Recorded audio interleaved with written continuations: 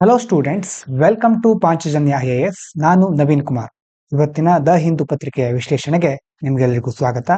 ಇದೇ ಬರುವ ಮೇ 1ರಿಂದ ಪಾಂಚಜನ್ಯ IAS ನ ಹೊಸ ಬ್ಯಾಚ್ ಆರಂಭ ಆಗ್ತಾ ಇದೆ.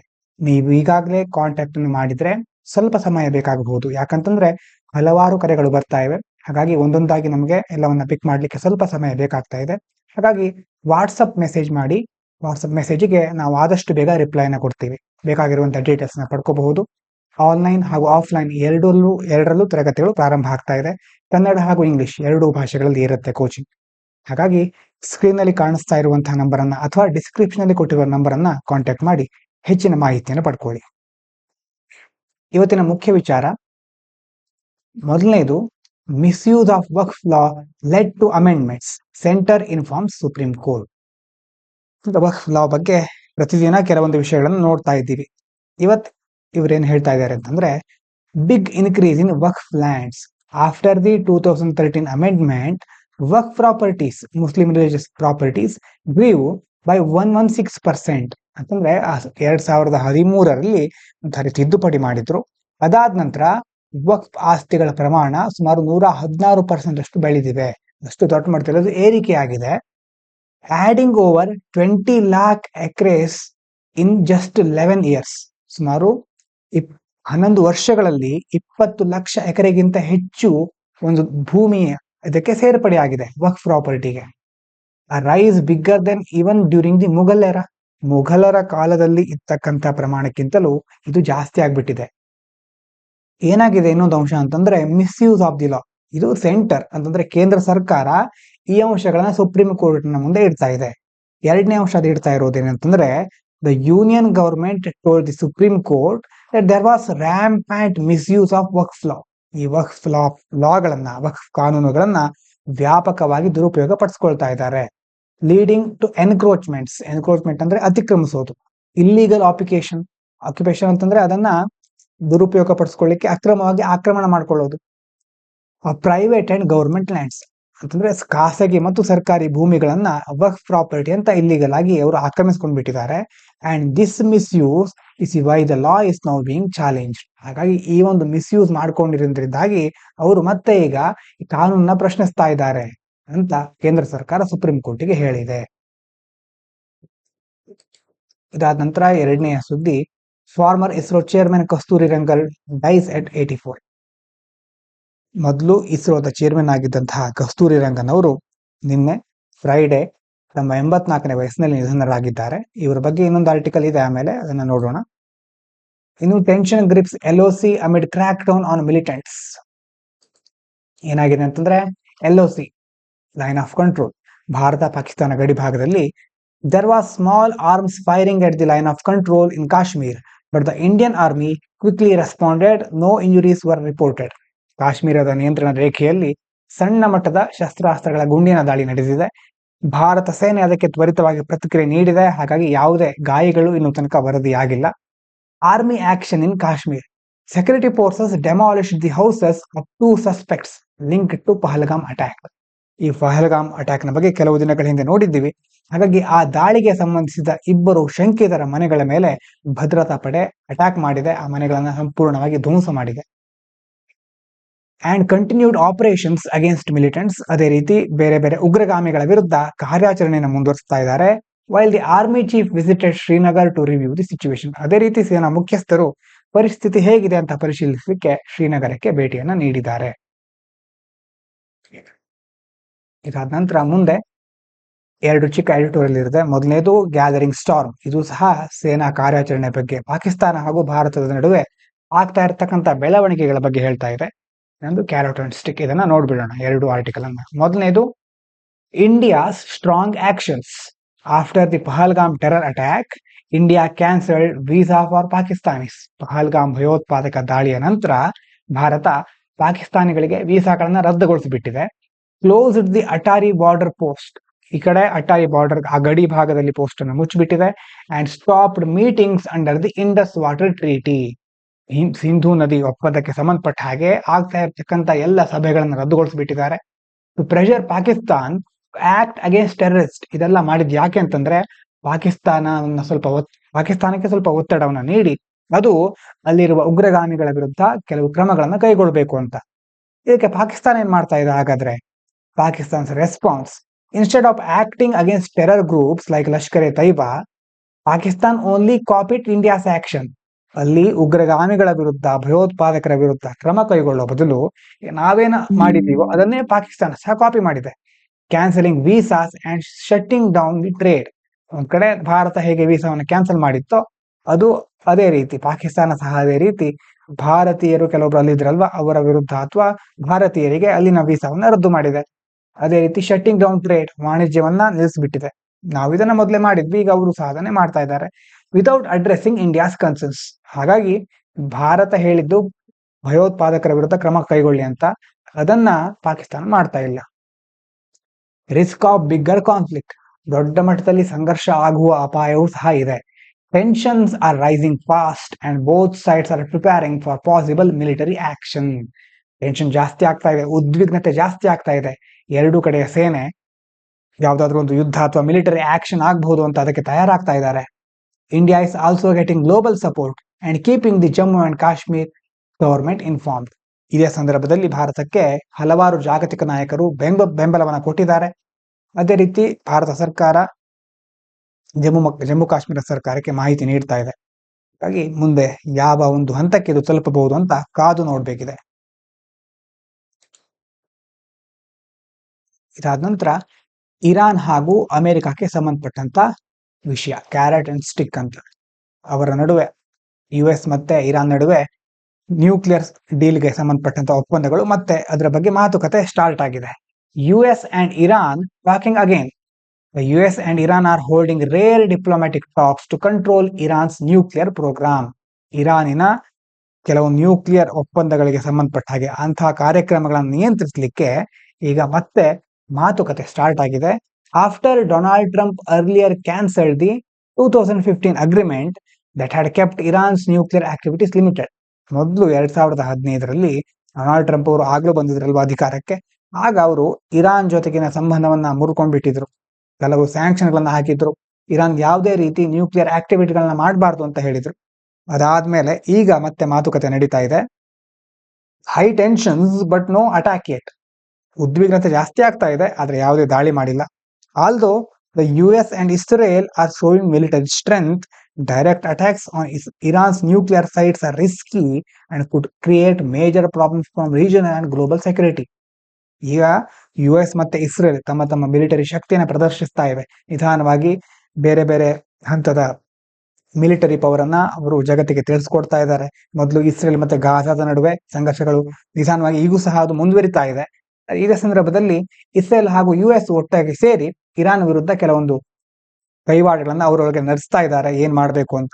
ಹಾಗಾಗಿ ಇದು ಕೇವಲ ಅಲ್ಲಿ ಮಾತ್ರ ಅಲ್ಲ, ಜಾಗತಿಕ ಮಟ್ಟದಲ್ಲಿ ಜಾಗತಿಕ ಭದ್ರತೆಗೆ ಕೆಲವು ಸಮಸ್ಯೆಗಳನ್ನು ಸೃಷ್ಟಿ ಮಾಡಬಹುದು. ಪ್ರಾದೇಶಿಕವಾಗಿ ಹೇಗೂ ಕೆಲವು ಉದ್ವಿಗ್ನತೆ ಸೃಷ್ಟಿ ಆಗತ್ತೆ.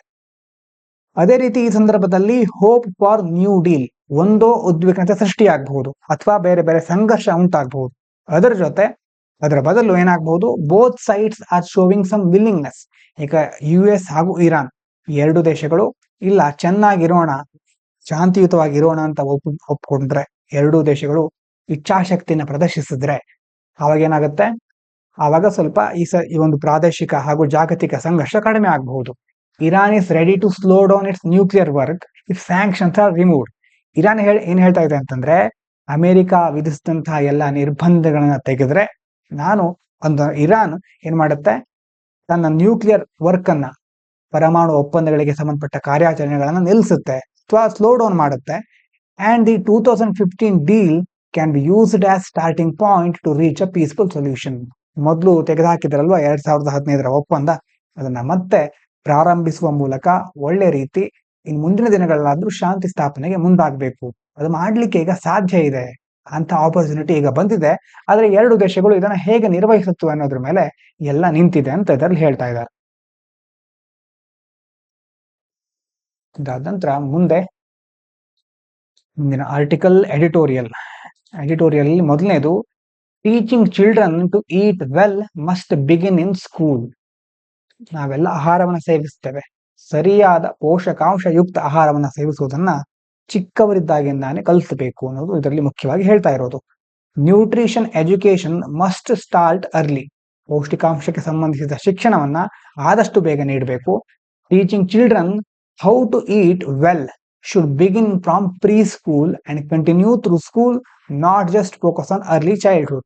ಈಗ ಚಿಕ್ಕವರಿದ್ದಾಗ ಬೇರೆ ಬೇರೆ ಸರ್ಕಾರದ ಯೋಜನೆಗಳಿರುತ್ತೆ, ಅಥವಾ ಬೇರೆ ಬೇರೆ ಆರೋಗ್ಯಕ್ಕೆ ಸಂಬಂಧಪಟ್ಟ ಹಾಗೆ ಮನೆಯವರಾಗಿರಬಹುದು, ಸಮಾಜವಾಗಿರಬಹುದು ಹೆಚ್ಚು ಕೇರ್ ತೆಗೆದುಕೊಳ್ಳುತ್ತೆ ಬಾಲ್ಯದಲ್ಲಿ, ಚೈಲ್ಡ್ಹುಡ್ ಅಲ್ಲಿ. ಅದಾದ ನಂತರ ಪ್ರೀ ಸ್ಕೂಲ್, ಅಂಗನವಾಡಿಗೆ ಹೋಗುವ ಸಂದರ್ಭದಲ್ಲಿ ಆವಾಗ ಸ್ವಲ್ಪ ಬೇರೆ ಬೇರೆ ರೀತಿಯ ಯೋಜನೆಗಳಿದೆ. ಆದ್ರೂ ಆ ಸಂದರ್ಭದಲ್ಲಿ ಸರಿಯಾದ ಆಹಾರ, ಪೌಷ್ಟಿಕಾಂಶ ಯುಕ್ತ ಆಹಾರ ಸಿಗದೆ ಇದ್ರೆ ಮಕ್ಕಳು ಅಪೌಷ್ಟಿಕತೆಗೆ ಗುರಿ ಆಗ್ತಾರೆ. ಹಾಗಾಗಿ ಇಲ್ಲಿ ಈ ಪಾಯಿಂಟ್ ಏನ್ ಹೇಳುತ್ತೆ ಅಂತಂದ್ರೆ, ಚಿಕ್ಕವರಿದ್ದಾಗ ಅಂಗನವಾಡಿಯಿಂದ ಸ್ಕೂಲ್ ಹೋಗೋ ತನಕ, ಶಾಲೆಗೆ ಹೋಗೋ ತನಕ, ಹೀಗೆ ಪ್ರತಿ ಹಂತದಲ್ಲೂ ಮಕ್ಕಳಿಗೆ ಹೇಗೆ ಆಹಾರವನ್ನು ಸೇವಿಸುವುದು, ಸರಿಯಾದ ರೀತಿಯ ಆಹಾರ ಯಾವುದು, ದೇಹಕ್ಕೆ ಒಳ್ಳೆ ಆಹಾರ ಯಾವುದು ಅನ್ನುವಂಥ ಶಿಕ್ಷಣ, ಹಾಗೂ ಅದನ್ನು ಹೇಗೆ ಸೇವಿಸಬೇಕು ಅನ್ನೋದ್ರ ಮಾಹಿತಿಯನ್ನ ಕೊಡಬೇಕು. ಅದು ಎಲ್ಲಾ ಹಂತಗಳಲ್ಲೂ ಮುಂದುವರಿಬೇಕು ಅಂತ ಹೇಳ್ತಾ ಇದ್ದಾರೆ. School should lead the change. Schools must have proper weekly lessons. ಪ್ರತಿ ವಾರಕ್ಕೊಂದ್ಸಾರಿ ಮಕ್ಕಳಿಗೆ ಇದರ ಬಗ್ಗೆ ಕೆಲವು ಪಾಠಗಳನ್ನ ಇಡೋದು. ಹೆಲ್ದಿಯರ್ ಕ್ಯಾಂಟೀನ್ಸ್, ಅಲ್ಲಿನ ಅಡುಗೆ ಕೋಣೆ ತುಂಬಾ ಚೆನ್ನಾಗಿರೋದು. ಕಿಚನ್ ಗಾರ್ಡನ್ಸ್ ಅಂದ್ರೆ ಊಟದ ಕೊಠಡಿ ಇರುತ್ತೆ, ಮತ್ತೆ ಅಡುಗೆ ಮನೆ ಸಂಬಂಧಪಟ್ಟ ತೋಟಗಳು. And activities like cooking sessions to build healthy habits for life. ಅದೇ ರೀತಿ ಅಡಿಗೆ ಮಾಡೋದಕ್ಕೆ ಸಂಬಂಧಪಟ್ಟಂತ ಕೆಲವು ಹವ್ಯಾಸಗಳನ್ನ ಅವರಿಗೆ ಕಲಿಸೋದು. ಎಲ್ಲದರಿಂದಾಗಿ ಅವರು ಮುಂದೆ ಒಳ್ಳೆ ರೀತಿಯ ಬೇಕಾದಂತಹ ಹವ್ಯಾಸಗಳನ್ನು ಸಹ ಬೆಳೆಸ್ಕೊಳ್ತಾರೆ. ಅದೇ ರೀತಿ ಆಹಾರವನ್ನು ಸಹ ಹೇಗೆ ಸೇವಿಸಬೇಕು ಅನ್ನೋದನ್ನ ಕಲಿತಾರೆ. Focus on diverse and local foods. ಇನ್ನು ವೈವಿಧ್ಯಮಯವಾಗಿರುವಂಥದ್ದು ಮತ್ತೆ ಸ್ಥಳೀಯವಾಗಿರುವಂಥದ್ದು. ಯಾವುದೋ ಒಂದೇ ರೀತಿಯ ಆಹಾರ ಯಾವಾಗಲೂ ಸೇವಿಸ್ತಾ ಇರೋದಲ್ಲ, ಕಾಲಕ್ಕೆ ತಕ್ಕ ಹಾಗೆ ಬದಲಾಗಬೇಕು ನಾವು ಸೇವಿಸುವ ಆಹಾರ. Children should learn to eat variety of local seasonal foods. ಸ್ಥಳೀಯವಾಗಿ ಸಿಕ್ಕುವಂಥದ್ದು ದೇಹಕ್ಕೆ ಉತ್ತಮ. ಯಾಕಂತಂದ್ರೆ ಆ ವಾತಾವರಣದಲ್ಲಿ ನಮ್ಗೆ ಯಾವುದು ಬೇಕಾಗಿರುತ್ತೋ, ನಮ್ಮ ದೇಹಕ್ಕೆ ಯಾವುದು ಒಳ್ಳೇದಿರುತ್ತೋ ಅಂತಹ ಬೆಳೆಗಳು ನಾವು ಬೆಳೆದಿರುವ ವಾತಾವರಣದಲ್ಲಿ ಆಲ್ರೆಡಿ ಇರುತ್ತೆ. ಮತ್ತೆ ಆಯಾ ಕಾಲಕ್ಕೆ ತಕ್ಕ ಹಾಗೆ, ಮಳೆಗಾಲದಲ್ಲಿ ಆಗ ಬೆಳೆಯುವಂತಹ ಹಣ್ಣುಗಳಾಗಿರ್ಬಹುದು, ಚಳಿಗಾಲದಲ್ಲಿ ಆಗ ಬೆಳೆಯುವ ತರಕಾರಿಗಳು, ಹೀಗೆ ಸಂದರ್ಭಕ್ಕೆ ತಕ್ಕ ಹಾಗೆ, ಕಾಲಕ್ಕೆ ತಕ್ಕ ಹಾಗೆ, ಆಯಾ ಪ್ರದೇಶಕ್ಕೆ ತಕ್ಕ ಹಾಗೆ ನಾವು ಆಹಾರವನ್ನು ಸೇವಿಸಬೇಕು. Which gives better nutrition, support farmers and helps the environment. ಆವಾಗ ಒಳ್ಳೆ ಪೋಷಕಾಂಶನೂ ಸಿಗುತ್ತೆ, ರೈತರಿಗೂ ಹೆಲ್ಪ್ ಆಗುತ್ತೆ, ಮತ್ತೆ ಪರಿಸರಕ್ಕೂ ಸಹ ಒಳ್ಳೇದಾಗುತ್ತೆ. Children can become role models. With the right knowledge, children can influence their families and communities to eat healthier and care for the planet. ಯಾವಾಗ ಮಕ್ಕಳಿಗೆ ಒಳ್ಳೆ ಆಹಾರದ ಬಗ್ಗೆ ಅರಿವು ಮೂಡುತ್ತೋ, ಆವಾಗ ಅವರು ತಮ್ಮ ಇಡೀ ಕುಟುಂಬವನ್ನ ಅದಕ್ಕೆ ಸಂಬಂಧಪಟ್ಟ ಹಾಗೆ ಅವರಲ್ಲೂ ಸಹ ಜಾಗೃತಿ ಮೂಡಿಸಬಹುದು. ಮತ್ತೆ ಅದೇ ರೀತಿ ತಮ್ಮ ಸಮುದಾಯಗಳಲ್ಲಿ ಆ ಒಂದು ಸಣ್ಣ ಬದಲಾವಣೆ ಇಡೀ ಜಗತ್ತಿನಲ್ಲೇ ಬದಲಾವಣೆಗೆ ಕಾರಣ ಆಗಬಹುದು. ದೊಡ್ಡ ಮಟ್ಟದಲ್ಲಿ ಎಲ್ಲರೂ ಸಹ ಒಳ್ಳೆ ಆಹಾರವನ್ನು ಸೇವಿಸಲಿಕ್ಕೆ ಕಾರಣ ಆಗಬಹುದು ಅಂತ ಇದರಲ್ಲಿ ಹೇಳ್ತಾ ಇದ್ದಾರೆ.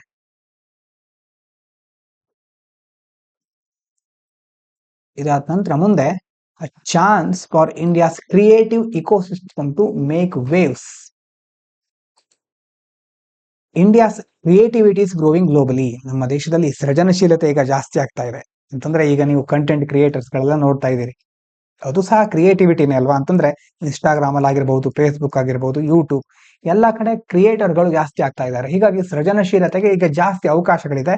ಅದೇ ರೀತಿ ಭಾರತದಲ್ಲಿ ಪಾಪ್ಯುಲೇಷನ್ ಸಹ ಜಾಸ್ತಿ ಇದೆ. ಇನ್ನೊಂದ್ ಕಡೆ ನಿರುದ್ಯೋಗದ ಸಮಸ್ಯೆ ಇದೆ.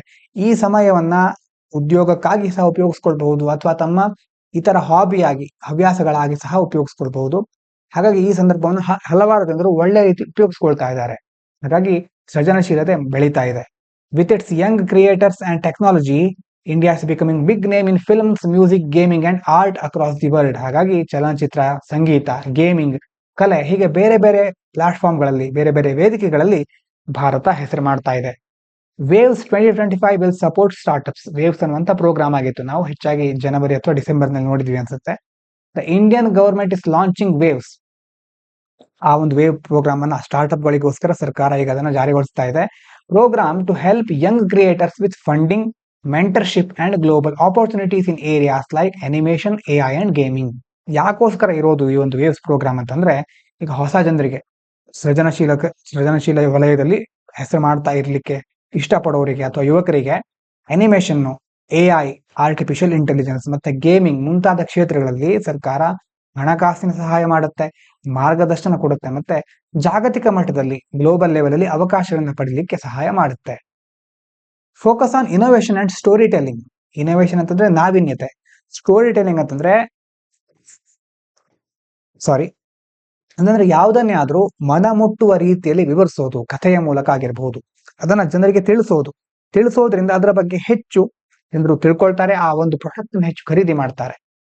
Waves will connect Indian startups with global markets and encourage new ideas in media, entertainment and education through technology like VR and AI. ಅಂತಂದ್ರೆ ನಾವೀನ್ಯತೆ ಮತ್ತೆ ಕತೆ ಹೇಳುವಿಕೆ ಈ ವಿಧಾನದ ಮೇಲೆ ಕೇಂದ್ರೀಕರಿಸ್ತಾ ಇದ್ದಾರೆ.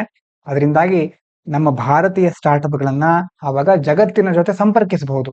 ಮತ್ತೆ ವರ್ಚುವಲ್ ರಿಯಾಲಿಟಿ ಅಂತಿದೆ, AI ಇದೆ, ಎಲ್ಲದರ ಉಪಯೋಗಿಸ್ಕೊಂಡು ತಂತ್ರಜ್ಞಾನ, ಮಾಧ್ಯಮ, ಮೀಡಿಯಾಗಳು ಮತ್ತೆ ಮನರಂಜನೆ ಹಾಗೂ ಶಿಕ್ಷಣ ಎಲ್ಲ ಕ್ಷೇತ್ರದಲ್ಲಿ ಹೊಸ ಹೊಸ ಆಲೋಚನೆಗಳನ್ನ ಪ್ರೋತ್ಸಾಹಿಸಬಹುದು. ಎಲ್ಲ ಕ್ಷೇತ್ರದಲ್ಲಿ ಹೊಸ ಕ್ರಾಂತಿಯನ್ನ ನಾವು ಮಾಡಬಹುದು. Create in India for the world ಅಂತಂದ್ರೆ ನಮ್ಮ ದೇಶದಲ್ಲಿ ನಾವು ಸೃಜನಶೀಲತೆಯಿಂದ ಹೊಸದನ್ನ ಸೃಷ್ಟಿ ಮಾಡೋದು, ಅದನ್ನ ಜಗತ್ತಿಗೆ ಹಂಚೋದು, ಜಗತ್ತಿಗೆ ಅದನ್ನು ಪರಿಚಯಿಸೋದು, ಜಗತ್ತಿಗೋಸ್ಕರ ಇನ್ನಷ್ಟು ಅದನ್ನು ಅಭಿವೃದ್ಧಿಗೊಳಿಸೋದು. India aims to use its rich culture and creativity to lead a global creative movement, inspiring new industries and jobs for the future. ಹಾಗಾಗಿ ಭಾರತದಲ್ಲಿ ಜಗತ್ತಿಗೋಸ್ಕರ ರಚಿಸೋದು, ಕ್ರಿಯೇಟ್ ಮಾಡೋದು, ಇದನ್ನ ನಾವು ಪಾಪ್ಯುಲೇಷನ್ ಹಾಗೂ ಟೆಕ್ನಾಲಜಿನ ಸರಿಯಾಗಿ ಉಪಯೋಗಿಸ್ಕೊಂಡ್ರೆ ಭಾರತ ಏನ್ ಮಾಡಬಹುದು, ಜಾಗತಿಕ ಮಟ್ಟದಲ್ಲಿ ಈ ಸೃಜನಶೀಲತೆಯ ಆಂದೋಲನ ಮುನ್ನಡೆಸಬಹುದು. ತನ್ನ ಶ್ರೀಮಂತ ಕಲ್ಚರ್, ಸಂಸ್ಕೃತಿಯನ್ನ, ಸೃಜನಶೀಲತೆಯನ್ನ ಮತ್ತೆ ಭವಿಷ್ಯದಲ್ಲಿ ಹೊಸ ಕೈಗಾರಿಕೆಗಳಿಗೆ ಮತ್ತೆ ಉದ್ಯೋಗಗಳನ್ನ ಪ್ರೇರೇಪಿಸಲಿಕ್ಕೆ ಇದರಿಂದ ಸಾಧ್ಯ ಆಗುತ್ತೆ. ಇದನ್ನ ಮಾಡ್ಲಿಕ್ಕೆ ಈಗ ಭಾರತ ಗುರಿಯನ್ನ ಇಟ್ಕೊಂಡಿದೆ. ಇದು ಒಳ್ಳೆ ರೀತಿಯಲ್ಲಿ ಸಾಗಬಹುದು ಅಂತ ಇದರಲ್ಲಿ ಹೇಳ್ತಾ ಇದ್ದಾರೆ. ಇದರ ನಂತರ ಮುಂದೆ India France to finalise 63,000 crore rupees deal for 26 Rafale M jets on April 28. ಭಾರತ ಹಾಗೂ ಫ್ರಾನ್ಸ್ ರಫೇಲ್ ಎಂ ಫೈಟರ್ ಜೆಟ್ಗಳನ್ನ ಸಂಬಂಧಪಟ್ಟ ಹಾಗೆ ಈಗ ಅದರ ಬಗ್ಗೆ ಸಹಿ ಮಾಡ್ತಾ ಇದ್ದಾರೆ, ಅಗ್ರಿಮೆಂಟ್ಗೆ ಬಂದಿದ್ದಾರೆ. ಅಂದ್ರೆ Bharat, India is buying 26 Rafale M fighter jets from France ನಿಂದ ಭಾರತ 63,000 ಕೋಟಿ ಮೌಲ್ಯದ 26 ರಫೇಲ್ ಎಂ ಫೈಟರ್ ಜೆಟ್ಗಳನ್ನ ಖರೀದಿ ಮಾಡ್ತಾ ಇದೆ. And the deal will be officially announced on April 28 through a remote signing ceremony. April 28ಕ್ಕೆ ಆಗುವಂತಹ ಒಂದು ರಿಮೋಟ್ ಸಹಿ, ಅಂದ್ರೆ ದೂರದಿಂದಾನೇ ಸಹಿ ಮಾಡ್ತಾರೆ. ಜಾಗತಿಕ ಮಟ್ಟದಲ್ಲಿ ಒಂದು ದೊಡ್ಡ ಮಟ್ಟದ ಸಮಾರಂಭ ಬದಲು ರಿಮೋಟ್, ದೂರದ ಪ್ರದೇಶದಿಂದ 2 ದೇಶಗಳ ಮುಖ್ಯಸ್ಥರು ಸಹಿ ಮಾಡೋದ್ರ ಮೂಲಕ ಏಪ್ರಿಲ್ 28ಕ್ಕೆ ಈ ಒಪ್ಪಂದ ಅಧಿಕೃತವಾಗಿ ಘೋಷಣೆ ಆಗುತ್ತೆ. These jets will be used on India's aircraft carriers. ಇದನ್ನ ವಿಮಾನವಾಹಕ ನೌಕೆಗಳು, ಉದಾಹರಣೆಗೆ INS ವಿಕ್ರಮಾದಿತ್ಯ, INS ವಿಕ್ರಾಂತ್ ಅಂತೆಲ್ಲ ಇದೆ, ಹಾಗಾಗಿ ಇಲ್ಲಿ ಅದನ್ನ ಯೂಸ್ ಮಾಡ್ತಾರೆ. But small changes will be needed so the Rafale M jets can fit properly on them. ಈ ವಿಮಾನ ವಾಹಕಗಳು, ದೊಡ್ಡ ನೌಕೆಗಳಲ್ಲಿ ಇದನ್ನ ಅಳವಡಿಸಲಿಕ್ಕೆ ಸ್ವಲ್ಪ ಚಿಕ್ಕ ಬದಲಾವಣೆ ಮಾಡ್ಕೊಳ್ಬೇಕಾಗತ್ತೆ. ಅದಾದ ನಂತರ ಅದು ಈಸಿಯಾಗಿ ಅದನ್ನ ನಾವು ಅಳವಡಿಸಬಹುದು. ಮುಂದಿನ ವಿಚಾರ, process to transfer PF account after the job change simplified. ಯಾರಾದ್ರೂ ನೀವು ಜಾಬ್ ಮಾಡ್ತಿದ್ದೀರಾ ಅಂತ ಅನ್ಕೊಂಡ್ರೆ PF ಅಂತ ಇರುತ್ತೆ, ಪ್ರಾವಿಡೆಂಟ್ ಫಂಡ್ ಅಂತ, ಅದರ ವರ್ಗಾವಣೆಯನ್ನ ಈಗ ಸುಲಭ ಮಾಡಿದ್ದಾರೆ. Now when you change jobs, your PF money will move automatically to your new account after approval from the old office. ಒಂದು ಕಂಪನಿಯಲ್ಲಿ ಕೆಲಸ ಮಾಡ್ತಿರ್ತೀರಾ, ಅಲ್ಲಿ PF ಬರ್ತಾ ಇರುತ್ತೆ ನಿಮ್ಗೆ. ಕಂಪನಿ ಚೇಂಜ್ ಮಾಡಿದ್ರಿ ಅಂತ ಇಟ್ಕೊಂಡ್ರೆ ಹೊಸ ಕಂಪನಿಗೆ ಹಳೆ ಕಂಪನಿಯಿಂದ ಯಾವಾಗ ಅಪ್ರೂವಲ್ ಸಿಗುತ್ತೋ ಅದು ಆಟೋಮ್ಯಾಟಿಕಲಿ ಟ್ರಾನ್ಸ್ಫರ್ ಆಗುತ್ತೆ. ಮೊದಲು ಇಲ್ಲೂ ಅಪ್ರೂವಲ್ ಸಿಗ್ಬೇಕಾಗಿತ್ತು, ಹೊಸ ಕಂಪನಿಯಲ್ಲೂ ಅಪ್ರೂವಲ್ ಸಿಗ್ಬೇಕಾಗಿತ್ತು. ಈಗ ಏನಾಗಿದೆ, no need for approval from the new office anymore. ಹೊಸ ಕಂಪನಿಗೆ, ಹೊಸ ಖಾತೆಗೆ, ಹೊಸ ಕಚೇರಿಯಿಂದ ನೀವು ಯಾವುದೇ ಅನುಮೋದನೆಯನ್ನ ಪಡ್ಕೊಳ್ಳುವ ಅವಶ್ಯಕತೆ ಇರೋದಿಲ್ಲ. ಹಳೆ ಕಂಪನಿಯಿಂದ ಅಪ್ರೂವಲ್ ಸಿಕ್ಕ ತಕ್ಷಣ ಆ ಮನಿ ನೇರವಾಗಿ ಹೊಸ ಕಂಪನಿಯ ಅಕೌಂಟಿಗೆ ಟ್ರಾನ್ಸ್ಫರ್ ಆಗುತ್ತೆ. Faster process for everyone. ಇದರಿಂದಾಗಿ ಎಲ್ರಿಗೂ ಸಹ ಬಹಳ ವೇಗವಾಗಿ ಹಣ ರವಾನೆ ಆಗುತ್ತೆ. New system will save time for about 1.25 crore people every year. ಪ್ರತಿ ವರ್ಷ ಈ PF ಹಣದಿಂದಾಗಿ, PF ರವಾನೆ ಆಗಿರುವಂತಹ ಒಂದು ಒಟ್ಟಾರೆ ಜನಸಂಖ್ಯೆಯ ಪ್ರಮಾಣ 1.25 ಕೋಟಿಯಷ್ಟಿದೆ. ಇವರಿಗೆಲ್ಲ ಆ ಒಂದು ಸಮಯ ಉಳಿಯುತ್ತೆ. And make PF transfer of 90,000 crore happen much faster. ಸುಮಾರು 90,000 ಕೋಟಿಯಷ್ಟು PF ಈಗ ಬಹಳ ವೇಗವಾಗಿ ಟ್ರಾನ್ಸ್ಫರ್ ಆಗುತ್ತೆ. ಇದಾದ ನಂತರ ಮುಂದೆ ಕಸ್ತೂರಿ ರಂಗನ್ ಅವರ ಬಗ್ಗೆ, ನಿನ್ನೆ ಅವರು ನಿಧನ ಆಗಿದ್ದಾರಲ್ವ, ಹಾಗಾಗಿ ಒಂದು ಆರ್ಟಿಕಲ್ ಇದೆ. Kasturi Rangan took space to people and beyond. Doctor Kasturi Rangan's leadership at ಇಸ್ರೋದ ಚೇರ್ಮನ್ ಆಗಿದ್ರು 1994 ಇಂದ 2003 ತನಕ. He transformed India space program, launching missions like EduSat for education. ಶಿಕ್ಷಣಕ್ಕಾಗಿ EduSat ಅನ್ನುವಂತಹ ಒಂದು ಕಾರ್ಯಕ್ರಮವನ್ನು ಲಾಂಚ್ ಮಾಡ್ತಾರೆ. ಆ ಸ್ಯಾಟಲೈಟ್ ಅನ್ನ ಲಾಂಚ್ ಮಾಡ್ತಾರೆ. ಸೈನ್ಸ್ ಅಂಡ್ ಟೆಕ್ನಾಲಜಿಲಿ ನೀವು ಇದನ್ನ ಓದ್ತೀರಾ. And Chandrayaan one for lunar exploration, ಚಂದ್ರನ ಪರಿಶೋಧನೆಗಾಗಿ ಚಂದ್ರಯಾನ-1 ಅನ್ನ ಅವ್ರು ಲಾಂಚ್ ಮಾಡಿದ್ದಾರೆ ಅವರ ಮೇಲ್ವಿಚಾರಣೆಯಲ್ಲಿ. Taking India from experimentation to global space leadership. ಮೊದಲು ಭಾರತ ಪ್ರಾಯೋಗಿಕ ಹಂತದಲ್ಲಿತ್ತು, ಎಲ್ಲವನ್ನ ನಾವು ಎಕ್ಸ್ಪೆರಿಮೆಂಟ್ ಮಾಡ್ತಾ ಇದ್ವಿ. ಈಗ ಬಾಹ್ಯಾಕಾಶದ ಕ್ಷೇತ್ರದಲ್ಲಿ ನಾವು ಜಾಗತಿಕ ನಾಯಕನ ರೀತಿಯಲ್ಲಿ ಮುಂದುವರಿತಾ ಇದ್ದೇವೆ. ಅದರಲ್ಲಿ ಇವರ ಕೊಡುಗೆ ತುಂಬಾ ಇದೆ ಅಂತ ಹೇಳ್ತಾ ಇದ್ದಾರೆ. ಸ್ಪೇಸ್ ಫಾರ್ ಸೊಸೈಟಿ, ಅದೇ ರೀತಿ ಬಾಹ್ಯಾಕಾಶದಿಂದ ಸಮಾಜಕ್ಕೂ ಸಹ ಉಪಯೋಗ ಆಗೋ ರೀತಿಯಲ್ಲಿ ಇವರು ಕೆಲವು ವ್ಯವಸ್ಥೆಗಳನ್ನ ಮಾಡಿದ್ದಾರೆ. ಹಿ ಕ್ರಿಯೇಟೆಡ್ ಸಿಸ್ಟಮ್ಸ್ ಲೈಕ್ NNRMS ಅಂತಂದ್ರೆ national natural resources management system ಅಲ್ಲಿ ಏನ್ ಮಾಡ್ತಾರೆ ಅಂತಂದ್ರೆ which used space technology for practical purposes like agriculture, water management and health, benefiting real life user across India. ಈಗ ನಮ್ಮ ಭಾರತದಾದ್ಯಂತ ಕೃಷಿ ಕ್ಷೇತ್ರದ ನೀರನ್ನ ಹೇಗೆ ನಿರ್ವಹಿಸುವುದು ಮತ್ತೆ ಆರೋಗ್ಯಕ್ಕೆ ಸಂಬಂಧಪಟ್ಟಂತಹ ಹಲವಾರು ಪ್ರಾಯೋಗಿಕ ಉದ್ದೇಶಗಳಿಗೋಸ್ಕರ ಈ NNRMS ಅನ್ನ ಬಳಸ್ತಾರೆ. ಹಾಗಾಗಿ ಇದರಲ್ಲಿ ಇವರ ಕೊಡುಗೆ ಸಹ ದೊಡ್ಡದಿದೆ. ಅವರು ಹಲವಾರು ಕಾರ್ಯಗಳನ್ನ ಮಾಡಿದ್ದಾರೆ. ಒಂದೆರಡು ಪಾಯಿಂಟ್ ನಾವು ನೋಡ್ರೆ ಈಗ ಸದ್ಯಕ್ಕೆ ಸಾಕಾಗುತ್ತೆ. ಅದಾದ್ಮೇಲೆ ಮಂತ್ಲಿ ಮ್ಯಾಗಝಿನ್ ಅಲ್ಲಿ ಅವರ ಬಗ್ಗೆ ಕೆಲವೊಂದು ಡೀಟೇಲ್ಸ್ ಗಳನ್ನ ಕೊಟ್ಟಿರ್ತಾರೆ. ಆಗ ಇನ್ನೊಮ್ಮೆ ನಾವು ನೋಡ್ಲಿಕ್ಕಿರ್ತೇವೆ. ಪರ್ಸನ್ ಇನ್ ನ್ಯೂಸ್ ಅಂತ ಬರುತ್ತೆ ಅದರಲ್ಲಿ, ಅಲ್ಲಿ ಮತ್ತೆ ನೋಡ್ಲಿಕ್ಕಿರ್ತೇವೆ. ಇದಾದ ನಂತರ ಲಾಸ್ಟ್ ಅಲ್ಲಿ Crimea will stay with Russia says Trump in Kyiv. ಅಂದ್ರೆ ರಷ್ಯಾ, ಯುಕ್ರೇನ್, US ಮೂರರ ನಡುವೆ ಅವಾಗ ಬೇರೆ ಬೇರೆ ಮಾತುಕತೆಗಳು ನಡೀತಾ ಇರುತ್ತೆ ಯುದ್ಧಕ್ಕೆ ಸಂಬಂಧಪಟ್ಟ ಹಾಗೆ. ಟ್ರಂಪ್ ಅವ್ರು ಏನ್ ಹೇಳ್ತಾ ಇದ್ದಾರೆ, Trump statement on Crimea, US president Donald Trump shed Crimea will remain with Russia. Crimea ರಷ್ಯಾದ ಜೊತೆಗೆ ಉಳಿಯುತ್ತೆ. ರಷ್ಯಾ ಅದನ್ನ ಆಕ್ರಮಿಸಿಕೊಂಡಿದೆ. ಈಗ ಅದು ರಷ್ಯಾ ಅದನ್ನ ಬಿಟ್ಕೊಡ್ಬೇಕಾದ ಅವಶ್ಯಕತೆ ಇಲ್ಲ. ರಷ್ಯಾದ ಜೊತೆಗೆ ಅದು ಮುಂದೆ ಸೇರ್ಕೊಂಡ್ಬಿಡುತ್ತೆ. Claiming it has been part of Russia for a long time and that Ukrainian president Zelensky understand this. ಬಹಳ ಕಾಲದಿಂದ ಅದು ರಷ್ಯಾದ ಭಾಗ ಆಗಿದೆ, ಹಾಗಾಗಿ ಅದರ ಜೊತೆ ಈಗ ಮುಂದುವರಿಯುತ್ತೆ. ಮತ್ತೆ ಉಕ್ರೇನಿಯನ್ ಅಧ್ಯಕ್ಷ ಇದಾರಲ್ವ ಝೆಲೆನ್ಸ್ಕಿ, ಆ ಝೆಲೆನ್ಸ್ಕಿ ಅವರು ಇದನ್ನ ಅರ್ಥ ಮಾಡ್ಕೊಂಡಿರಬಹುದು ಅಂತ ಟ್ರಂಪ್ ಅವರು ಹೇಳಿದ್ದಾರೆ. ಇದಕ್ಕೆ ಯುಕ್ರೇನ್ ಏನ್ ರೆಸ್ಪಾನ್ಸ್ ಕೊಟ್ಟಿದೆ, Ukrainian president Zelensky firmly stated that Crimea belongs to Ukraine and that their position has not changed despite Trump's comments. Trump ಅವರು ಇಷ್ಟು ಹೇಳಿಕೆ ಕೊಟ್ಟರು ನಮ್ಮ ನಿಲುವು ಬದಲಾಗಿಲ್ಲ, ಕ್ರಿಮಿಯಾ ಅನ್ನೋದು ಯುಕ್ರೇನ್ಗೆ ಸೇರಿದ್ದು ಅಂತ ಝೆಲೆನ್ಸ್ಕಿ ಅವರು ಹೇಳಿದ್ದಾರೆ ಇದಕ್ಕೆ. ಹಾಗಾಗಿ ಇವಷ್ಟು ಇವತ್ತಿನ ಮುಖ್ಯ ವಿಚಾರಗಳು. ನಾಳೆ ಭಾನುವಾರ ಆಗಿರೋದ್ರಿಂದ ಯಾವುದೇ ನ್ಯೂಸ್ ಅನಾಲಿಸಿಸ್ ಇರೋದಿಲ್ಲ. ಸೋಮವಾರ ನಾಳೆ ಇದನ್ನ ಕಂಟಿನ್ಯೂ ಮಾಡಿ ಆಮೇಲೆ ಮುಂದುವರ್ಕೊಂಡು ಹೋಗ್ತೇವೆ. ಹಾಗೆ ಮತ್ತೆ ಸೋಮವಾರ ಭೇಟಿಯಾಗೋಣ. ಇಷ್ಟು ಹೊತ್ತಿನ ತನಕ ಕೇಳಿದೆಲ್ಲರಿಗೂ ಧನ್ಯವಾದಗಳು. ಇದು ಪಾಂಚಜನ್ಯ IAS.